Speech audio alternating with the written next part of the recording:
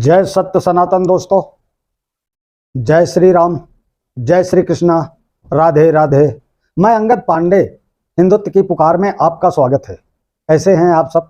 आशा करता हूं कि स्वस्थ होंगे, मस्त होंगे। दोस्तों काफ़ी दिनों बाद आ रहा हूं आप लोगों के समक्ष, और कुछ घर गृहस्थी और सामाजिक ताना बाना में फंस गया था, जिसकी वजह से मैं वीडियो नहीं बना पा रहा था और आप लोगों के समक्ष उपस्थित भी नहीं हो पा रहा था।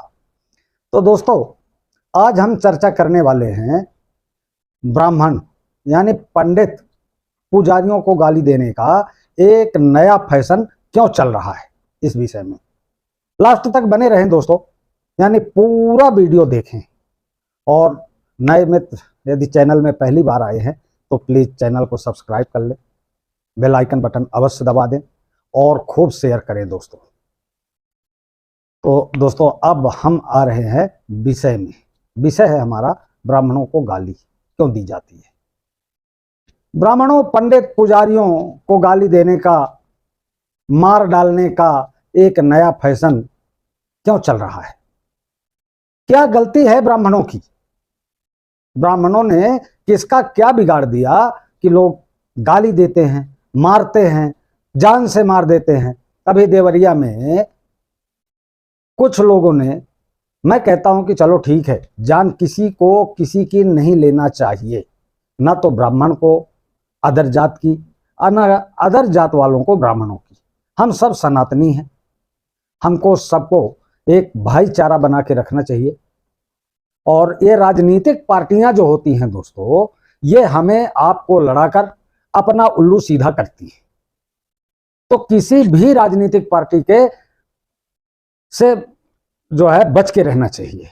राजनीतिक पार्टियां आपस में लड़ा करके अपना वोट बैंक तैयार करती हैं, इसलिए कोई किसी की जान नहीं ले, कोई किसी को गाली नहीं दे। आज मैं खासकर ब्राह्मणों के विषय में चर्चा करने वाला हूं, क्योंकि ब्राह्मणों को गालियां खूब दी जा रही हैं और साथ में सनातन धर्म को भी गाली दी जा रही है। ये सारा प्रोपोगेंडा चलाकर हिंदू धर्म के लोगों के मन में हिंदू धर्म के खिलाफ एक जहर भरने की कोशिश लगातार की जा रही है दोस्तों। हर समाज में एक ऐसा वर्ग होता है, चाहे ब्राह्मण हो चाहे कोई भी हो, सभी में एक ऐसा वर्ग होता है जो कुछ असामाजिक तत्व होते हैं। हर समाज में असामाजिक तत्व होते हैं जो धर्म और संस्कृति के नियम अपने समूह या राष्ट्र की सुरक्षा के हिसाब से तय करता है।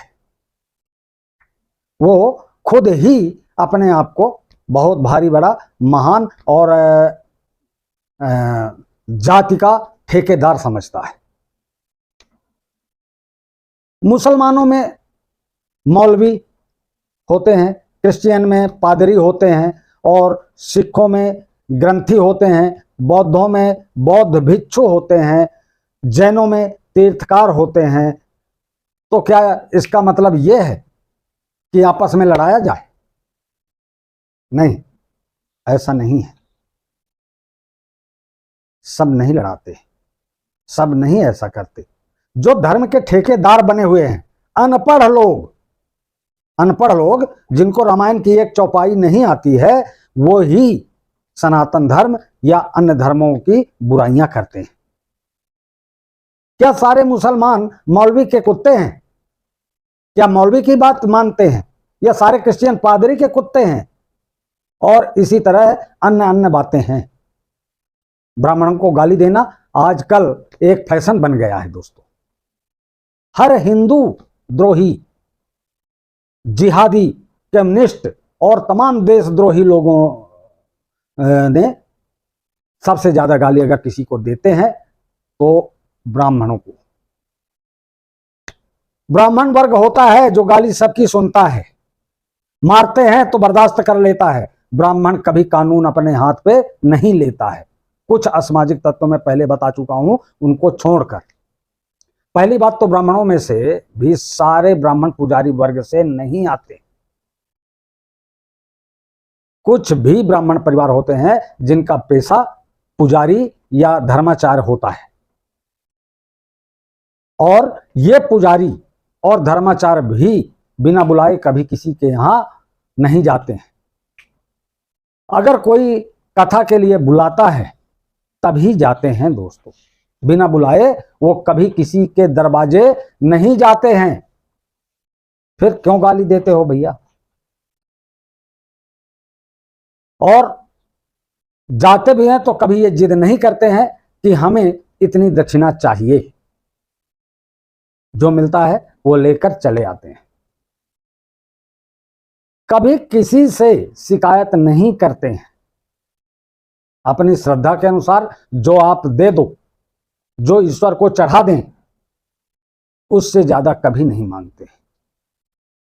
संतोष कर लेते हैं, किसी पर अपने रूल रेगुलेशन नहीं थोपते हैं।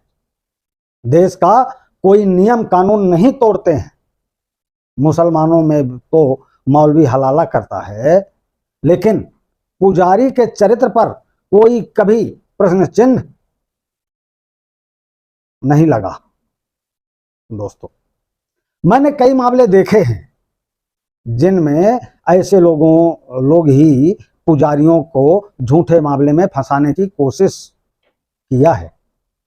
ज्यादातर मामले झूठे साबित हुए, लेकिन इसके बावजूद भी ब्राह्मण, इतनी नफरत ब्राह्मण के साथ आखिर क्यों है,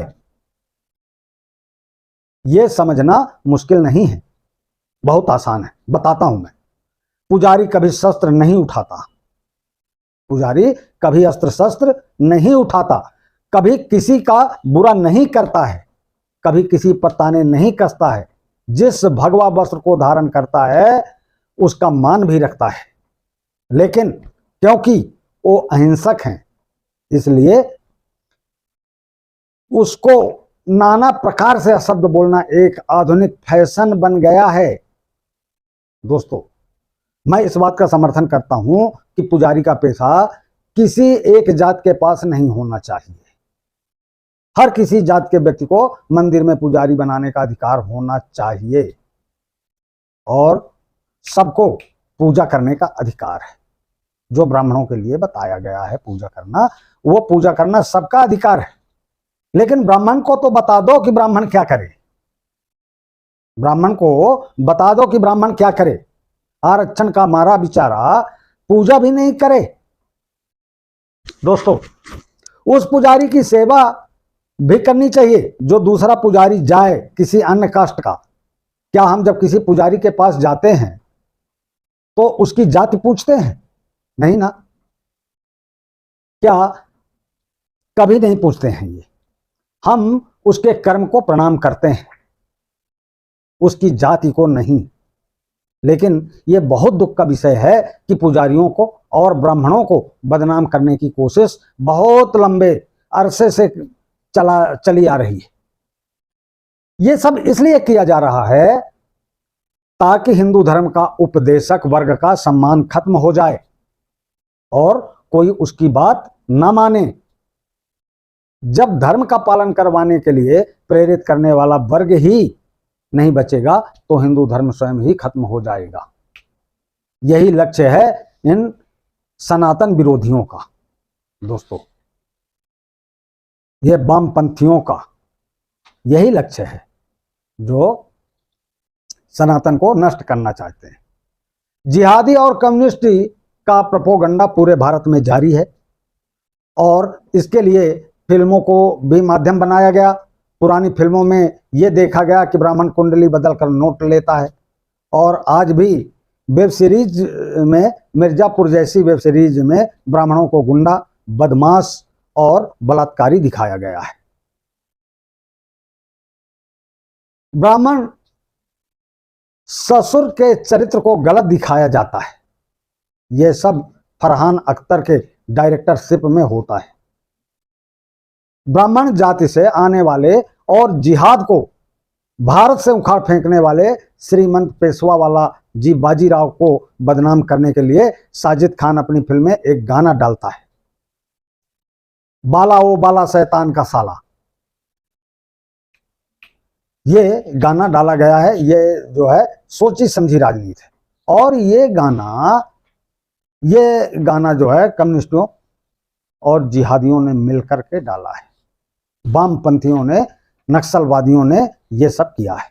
और ये गाना खूब हिट हुआ दोस्तों। कोई इस गाने पर आपत्ति नहीं जताता है, कोई ब्राह्मण की महासभा संगठन वगैरह इस पर कोई आंदोलन नहीं छेड़ते हैं। ये बड़े दुख का विषय है कि अब पुजारियों को काफी हद तक बदनाम कर दिया जा चुका है कि पुजारी तो लालची होता है। ये सब फिल्मों का दिखावा हुआ कूड़ा करकट आम आदमी के दिमाग में भर चुका है। जरा हम लोग अपनी शब्दावली पर ध्यान दें। जब घरों के अंदर भी पूजा पाठ के लिए पंडित जी को बुलाया जाता है तो कई लोग ऐसे होते हैं जो इस तरह से बात करते हैं, अरे पंडित आया कि नहीं? भाई तुझे कथा का लाभ क्या मिलेगा? तू तो पहले ही अशब्द बोलना चालू कर दिया, क्या कथा सुनेगा भाई तू? जब तुम पंडित जी भी नहीं बुला सकते हो, सम्मान करोगे तो भी सम्मान प्राप्त करोगे दोस्तों। शुरुआत में जो बात मैं बताया हूं वो आजकल कुछ हिंदू धर्म के ही लोग कहते हैं, क्योंकि ये मूल निवासी वाली थ्योरी बिल्कुल गलत है। खारिज कर दी थी कोर्ट ने, फिर भी बोल रहे हैं। और ये कहा था कि आर्य सिर्फ एक संबोधन है, न कोई जाति और न कोई नस्ल। और अंबेडकर के अंदर भी ब्राह्मणों के प्रति ऐसी घृणा नहीं थी जैसी घृणा आजकल फैलाई जा रही है। अंबेडकर अपने आप में एक ब्राह्मण सरनेम है। जो अंबेडकर है ये अपने आप में एक ब्राह्मण का सरनेम है जो जाति से महार थे, लेकिन अपने नाम के आगे महार नहीं बल्कि अंबेडकर लगाए। वो अंबेडकर कभी ब्राह्मणों से नफरत नहीं किए। ब्राह्मण सरनेम ही लगाते थे तो उनका ब्राह्मण टीचर ने ही उनको दिया था ये अंबेडकर नाम। और ये लोग जो हमेशा ब्राह्मणों को गरियाते हैं, ये जान लें कि अंबेडकर ने अपने साहित्य में ये लिखा है कि चंद्रगुप्त मौर्य का बनाया हुआ सिस्टम हिंदुस्तान का सबसे अच्छा पॉलिटिक्स सिस्टम था। तो ये सिस्टम बनाया तो चंद्रगुप्त मौर्य के गुरु चाणक्य ने ही था।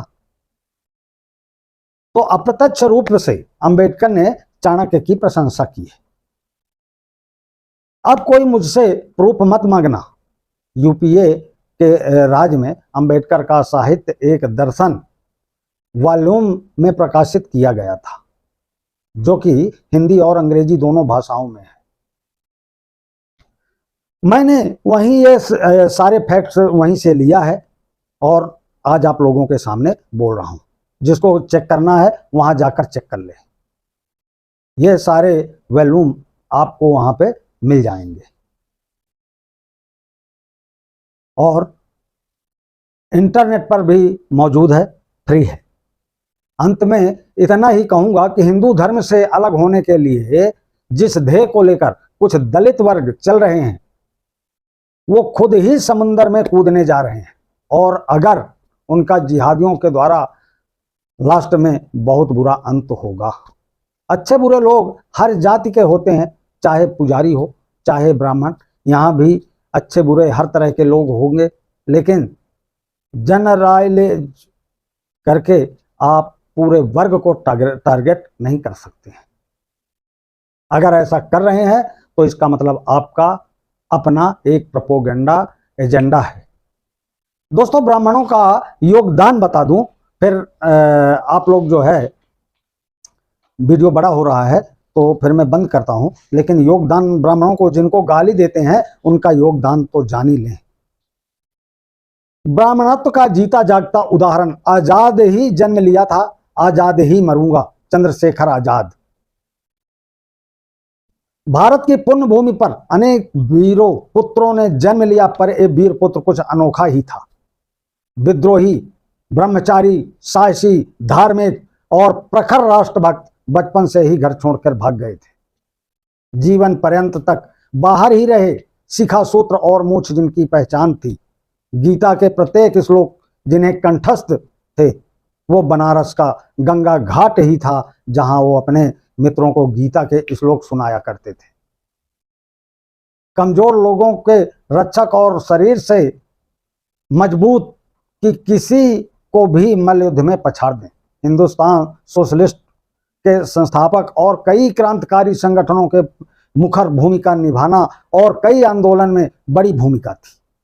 भगत सिंह, राजगुरु, सुखदेव जिनके प्रिय साथी थे, आजाद कर नेतृत्व में ही कई योजना बनी और इस पर कार्य हुआ। आजाद के जीवन को कोई सही से नहीं जानता। वो अपना परिचय और कार्य अधिकतर समय गुप्त ही रखते थे। कई बार उन्हें वेश बदलकर घूमने का भी आदत था, जिस कारण इन्हें आसानी से पकड़ा नहीं जा पाया था। दोस्तों, तो एक यह ब्राह्मणत्व का जीता जागता उदाहरण बता चुका आप लोगों को। दोस्तों, तो ये आजाद, अभी और मैं बताता हूं। तो ये ब्राह्मणत्व का जीता जागता उदाहरण था। अब आपको मैं बता दूं, कई क्रांतिकारियों के नाम बताऊंगा जो ब्राह्मण थे और हुआ, लेकिन पहले आज़ाद के बारे में बता दूं। अल्फ्रेड पार्क में बैठे होने के समय किसी के द्वारा अंग्रेज सरकार को सूचना मिलने पर उन्होंने पूरे पार्क को सैकड़ों सैनिकों के साथ घेर लिया। आज़ाद ने डटकर सामना किया, पर अंत में जब मात्र एक गोली बची तो वो अन्य मार्ग न देकर उन्होंने स्वयं को गोली मार ली। इतना खौफ इतना था कि 100 पर गोली मारकर पहले मृत हुए की पुष्टि हुई। अब ब्राह्मणों का इतिहास बता दूं। दोस्तों, ब्राह्मण का धर्म क्या है? वेद।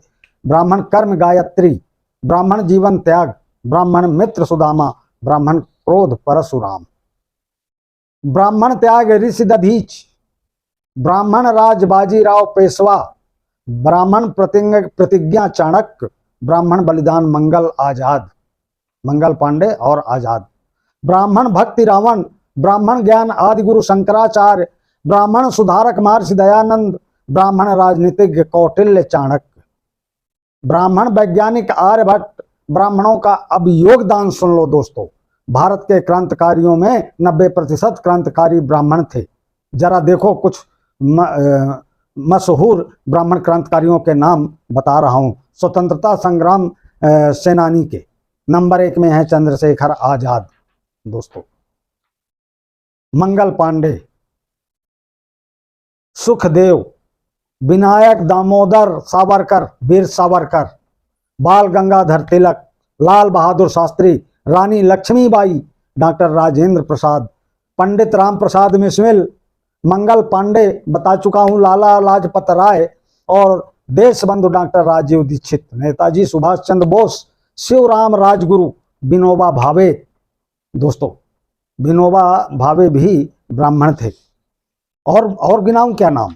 गोपाल कृष्ण गोखले, कर्नल लक्ष्मी सहगल, आजाद सिंह फौज की पहली महिला, पंडित मदन मोहन मालवीय, डॉक्टर शंकर दयाल शर्मा, रविशंकर व्यास, मोहनलाल पांड्या, महादेव गोविंद रनाडे, तात्या टोपे, खुदीराम बोस, बाल गंगाधर तिलक, चक्रवर्ती राजगोपालाचारी, बिपिन चंद्रपाल, नरहर पारिक।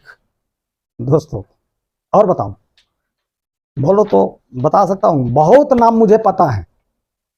तो क्या इन्होंने अपनी जान की कुर्बानी दिया था कि उनके बच्चों का अपमान हो, उनको गाली मिले?